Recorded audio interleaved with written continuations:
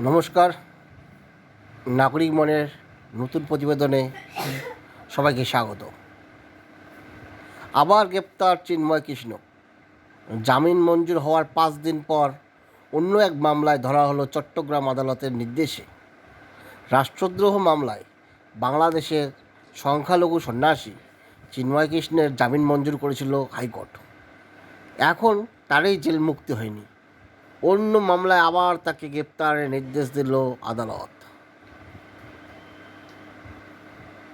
গত 30 এপ্রিল রাষ্ট্রদ্রোহ মামলায় বাংলাদেশের সংখ্যালঘু সন্ন্যাসী চিন্ময় কৃষ্ণ দাসের জামিন মঞ্জুর করেছিল হাইকোর্ট।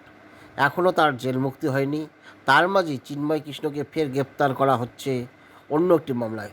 চট্টগ্রাম আদালত তাকে শোন অ্যারেস্টের নির্দেশ দিয়েছে।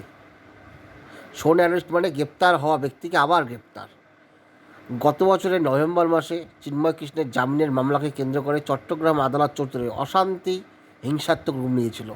সেই হিংসায় প্রাণ যায় আইনজীবী সইফুল ইসলামের।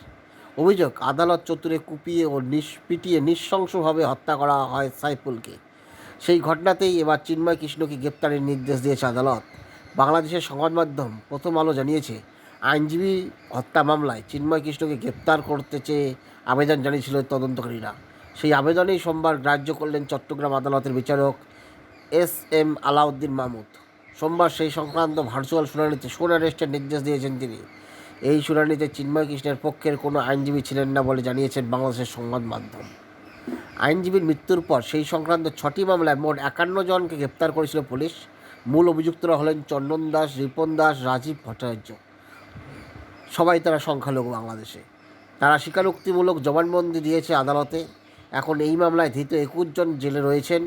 বাংলাদেশের পতাকার অবমাননা এবং রাষ্ট্রদ্রোহ মামলায় গত বছরের শেষ দিকে গ্রেপ্তার করা হয়